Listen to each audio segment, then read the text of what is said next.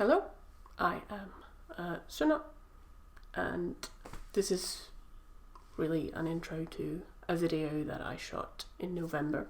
It was when I was starting to really think about what I wanted to do with my YouTube channel, and I decided to watch a horror film a day for October because, Halloween. And I actually ended up watching 33 horror films that I had.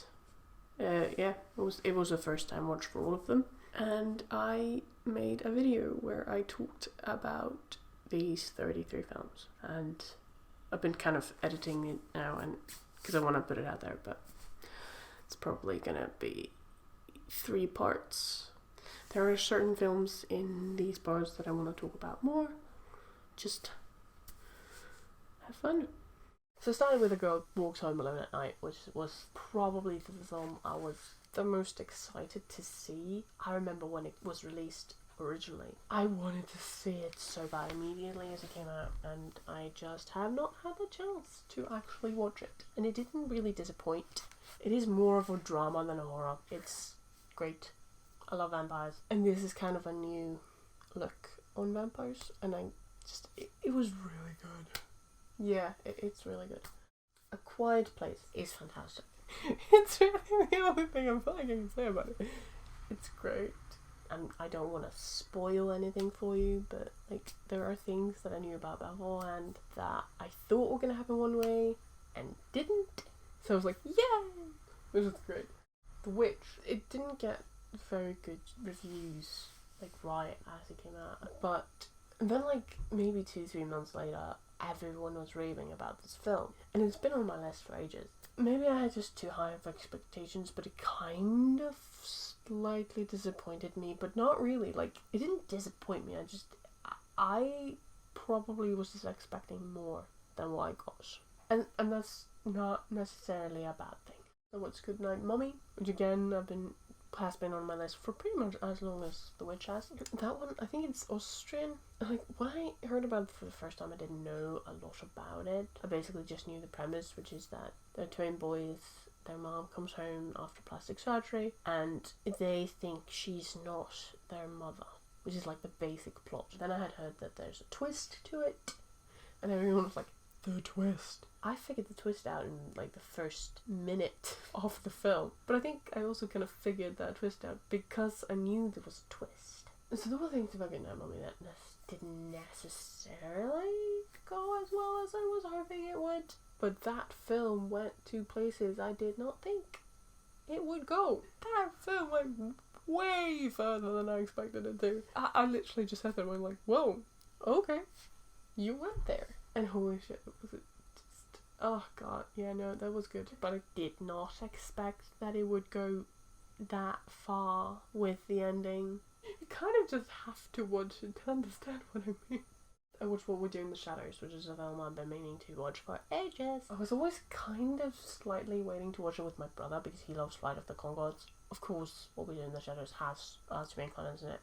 And it is Taika Waititi, and that is really much, Flight of the Conchords. No, it's just the same kind of humour.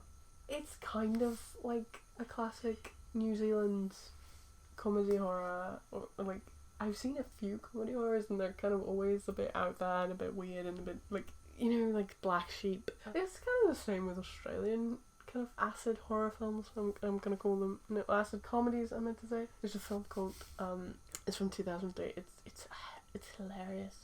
It's called We Can't Stop the Murders, and it's pretty much just based around the YMCA by the police. It's hilarious. Oh my god, it's so funny. And it's just it's just absolutely ridiculous, but it makes so much sense in the context that it's in. And there are so many of New Zealand comedy horrors that kind of are like this, that have this kind of thing into it. So it was nothing really surprising. It was kind of what I was expecting. It was just kind of what I was expecting, but it was fantastic. I love that.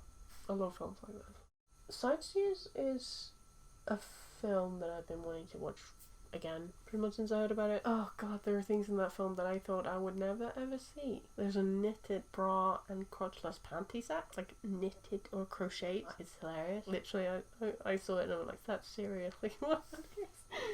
But it is. It's not for everyone. Like, it's very dry humour and kind of very deadpan, but also just kind of ridiculous and kind of like, of course, because someone is rude, you drive him over with a caravan. That makes sense. Perfect. There was so much blood. It was a lot of fun. It's very dry, and in many ways, it's just kind of ridiculous. But yeah, it's good. I like it. It is We Are What We Are, it's called. It's from 2013. It's a film I wanted to see for a bit. It is a remake, which I didn't know, of a film from Mexico, I think.